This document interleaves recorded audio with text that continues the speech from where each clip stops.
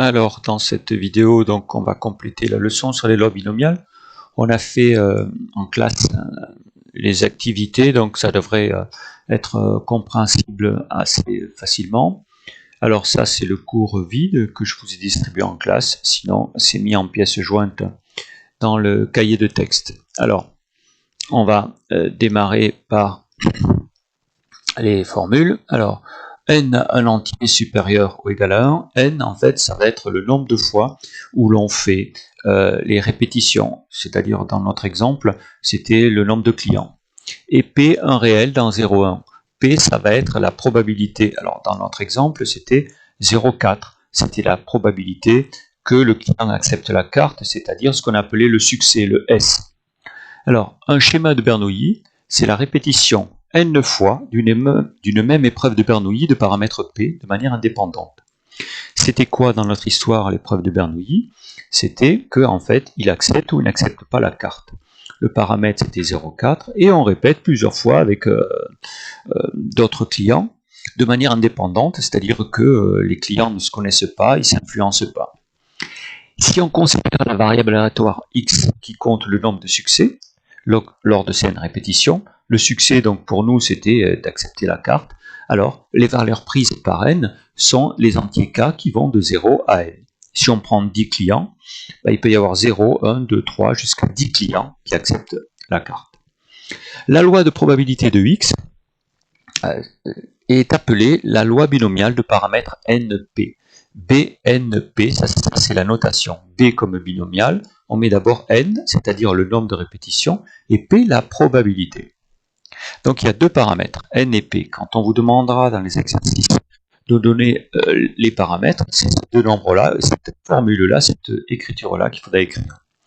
Deux choses à savoir. Comment on calcule la probabilité?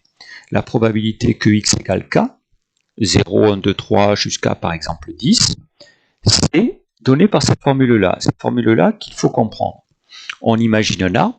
Sur le chemin qui correspond à k succès, il y aura k branches avec dessus la probabilité p, p puissance k, 0,4 par exemple, et il y aura les autres, n-k, les autres auront une probabilité contraire, c'est-à-dire si là c'est 0,4, là c'est 0,6, 1-p.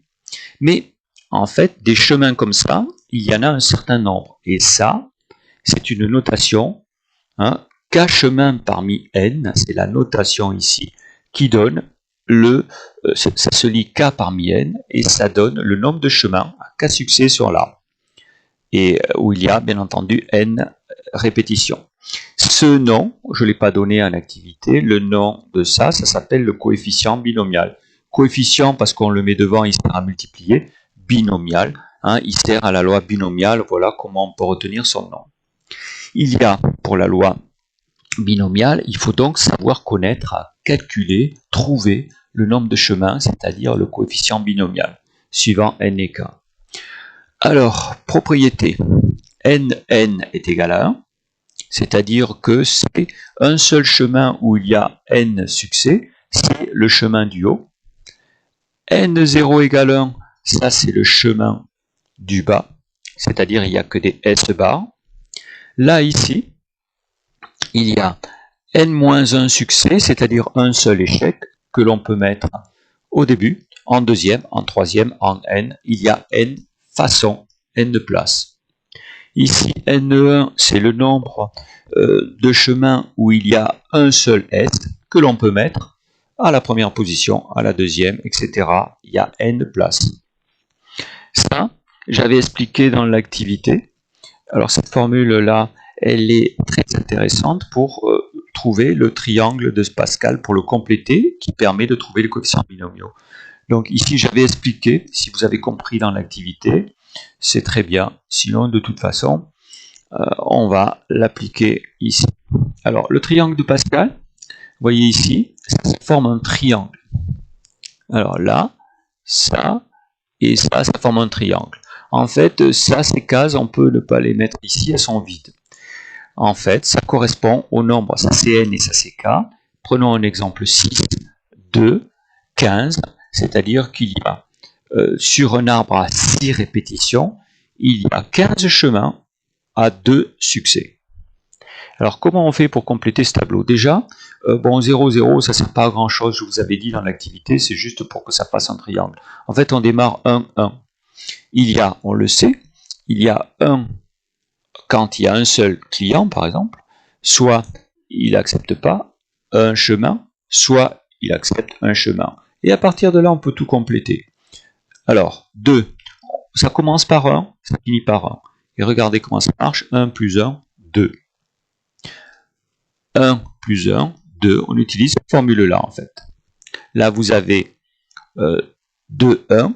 Là, vous avez 1, 1, 1, 0. 1, 0, 1, 1, 2, 1.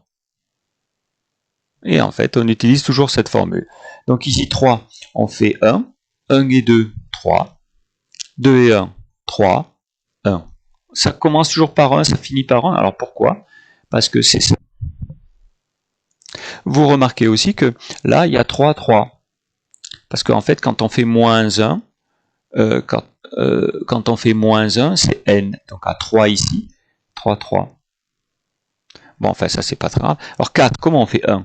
1 et 3, 4, 3 et 3, 6, 3 et 1, 4, 1. Vous voyez, le 4, 4 correspond à ça, en fait. 4, 3, 4, 3, ça vaut 4. 4, 1, ça vaut 4. 4, 1, c'est ici. Et 4, 3, c'est là. Alors après, on continue comme ça. Il faut savoir le faire à peu près jusqu'à 10, voire un petit peu plus. Alors ici, 1, 4, 5. 4, 6, 10, 6, 4, 10, 4, 1, 5, etc. Et puis ça va très très vite. Prenons par exemple la 9e ligne.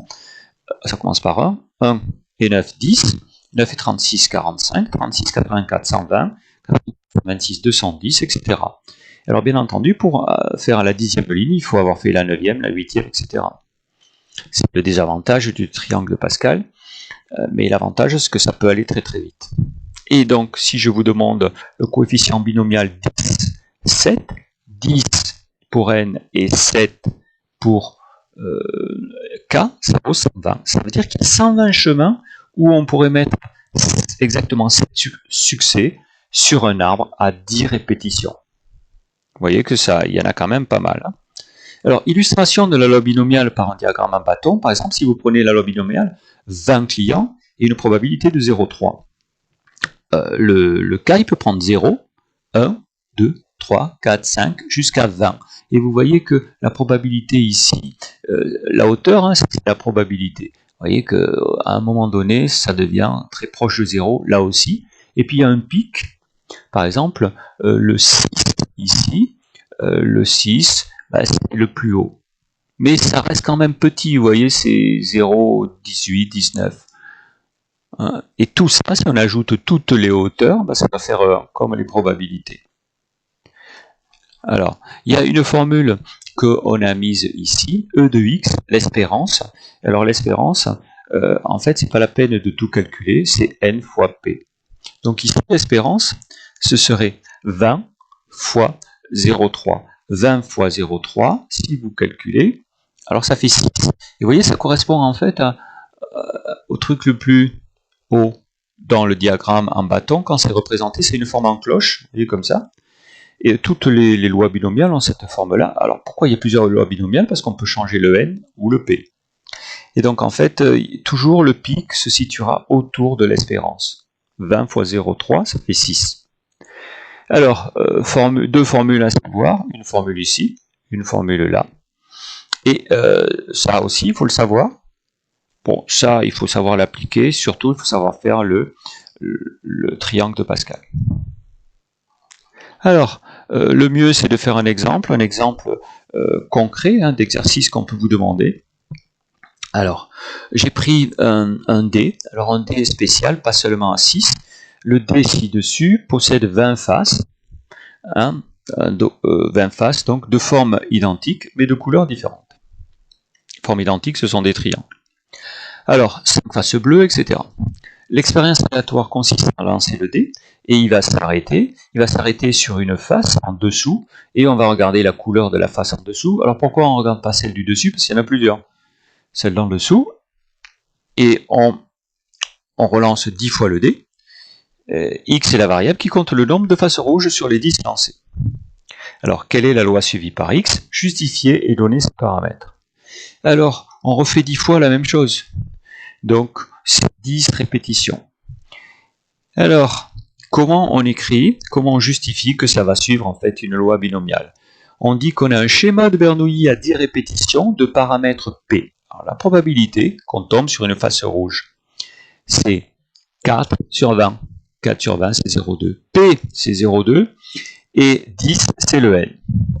Donc, X suit donc la loi binomiale BNP égale à B,10.02. Ça, c'est la phrase classique qu'il faudra mettre quand on vous dira de justifier que ça suit une loi binomiale, qu'il faut donner les paramètres.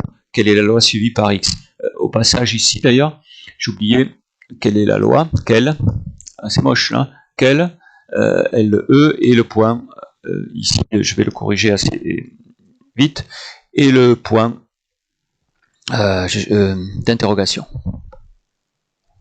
Bon, pour nous, c'est pas forcément important. Alors, calculer la probabilité d'obtenir exactement une face rouge. Alors, on écrit P de X égale 1. Alors, on écrit 10, 1, 0,2 une fois, et 0,8, 9 fois, 1 plus 9, 10. Alors, 10, 1. 10, 1, on peut utiliser ce que l'on connaît ici. Alors, 10, 1, ça fait 10. 10, 1, vous voyez, ça fait 10. Donc ça, il faut savoir le faire. Donc on écrit ici 10 fois 0,2 fois 0,8 à puissance 9. Alors le 0,8 vient du fait que quand on a 0,2, 1 moins 0,2, ça fait 0,8. 0,8, c'est la probabilité que ce soit pas rouge, en fait. Et donc là, en général, ça tombe pas juste, on fait un environ, on arrondit à 2 chiffres après la virgule, ou 3 si on vous demande 3. Si on vous dit rien, arrondissez à 2 chiffres. Et on tombe sur 0,27. Faites-le à la calculatrice. P de X est inférieur... Alors, calculer la probabilité d'obtenir au plus une face rouge. C'est-à-dire au plus, on ne peut pas dépasser 1. C'est-à-dire qu'on peut en obtenir 0 ou 1. Ça se traduit par P de X inférieur ou égal à 1, égale P de X égale à 0, plus P de X égale à 1. On a déjà calculé P de X égale à 1, que j'ai réécrit ici. En fait, ça, c'est l'écriture exacte de ça là. Alors, comment on fait pour P de X égale 0? On écrit 10, 0, mais 10, 0, 10, 0, ça fait en fait 1. On écrit donc après, on écrit, alors où c'est qu'on en est? Là.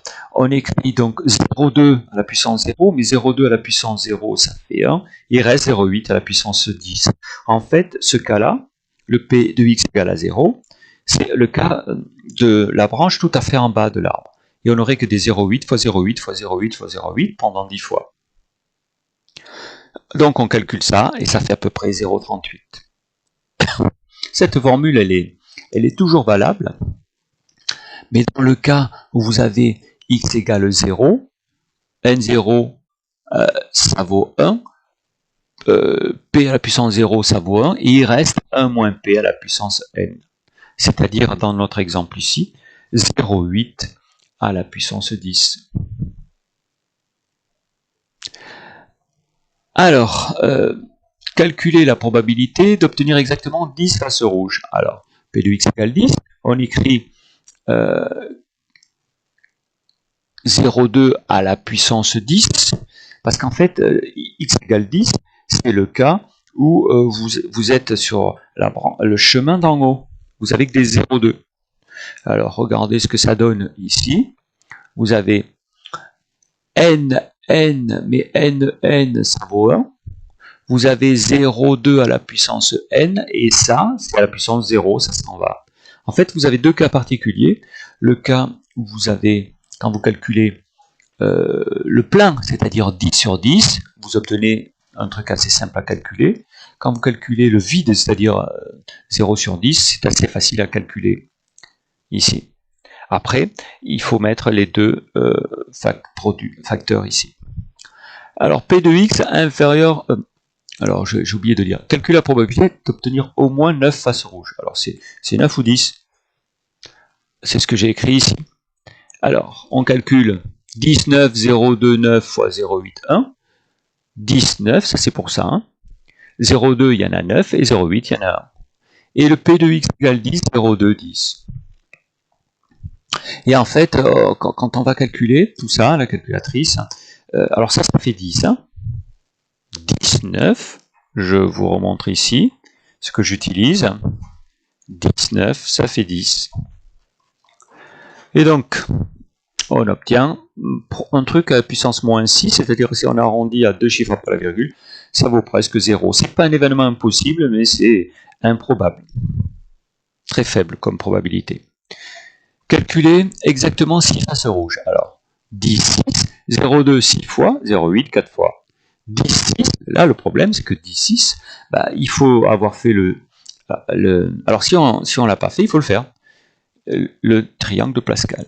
10, 6, je lis 210. Et c'est parce que je l'ai fait que je peux mettre ici le 210. 210 fois 2 puissance 6 fois 0,8 puissance 4, je trouve 0,01. Calculer en moyenne combien peut-on espérer d'obtenir de faces rouges. Alors, sous-entendu, en moyenne, combien peut-on espérer obtenir de faces rouges pour les 10, quand on relance les 10. Alors, l'espérance, n fois p. 10, c'est le n, fois 0,2, 2. Donc en fait, ici, je n'ai pas mis de phrase, hein, on pourrait faire une phrase. On peut espérer en moyenne obtenir 2 rouges sur 10. Alors, on relance 25 fois le dé, calculer la probabilité d'obtenir 10 fois une face rouge. Déjà, il faut réexpliquer pourquoi on peut utiliser les formules qu'on a dans le cours. On a un schéma de Bernoulli à 25 répétitions, de paramètres toujours pareils. Y, bon, je l'appelle Y parce que c'est pas la même que X, sauf que là j'aurais dû mettre Y. Hein. Y qui compte le nombre de faces rouges, suit, il faut laisser ça. Bon, décidément. Suit B, 25, 0,2. Et j'ai la formule, 25, 10, 0,2, 10, et 0,8, il m'en reste combien? Il m'en reste 15, parce que 10 plus 15, ça fait 25. Alors 25, 10, je devrais faire normalement, ici, 25 lignes, sauf que, bon, on est gentil, hein, dans l'énoncé, on donne 25, 10, vous voyez, c'est énorme, hein, vous savez ce nombre-là. On n'était pas arrivé avec notre triangle de Pascal, c'est pour ça qu'en général, on va jusqu'à 10, 11, maximum 12, après, bon, après, c'est pas guère possible. En théorie, c'est possible, mais après, c'est très délicat. Donc ici, un très très grand nombre. Alors, il est encore moins question de faire l'ordre. Et ici, on remplace, et je trouve à peu près 0,01. Voilà ce qu'il faut en fait savoir faire. Ça repose sur peu de choses. Ça repose sur deux formules. Une formule ici, une formule là. 4 choses à connaître là, qu'on utilise. Le triangle de Pascal à savoir compléter. Et après, savoir écrire ces deux phrases-là pour justifier que c'est une loi binomiale. Dans le cas où c'est facile, où on prend le plein là, on fait simplement 0,2 puissance 10. Quand on prend le vide, on fait simplement 0,8 puissance 10. Sinon, on a quelque chose qui ressemble toujours à ça. Voilà, bien compléter, bien comprendre, bien faire les calculs à la calculatrice pour voir, bien compléter sans forcément regarder le triangle de Pascal aussi, pour voir si vous trouvez pareil que moi. Voilà donc la leçon sur les lois binomiales.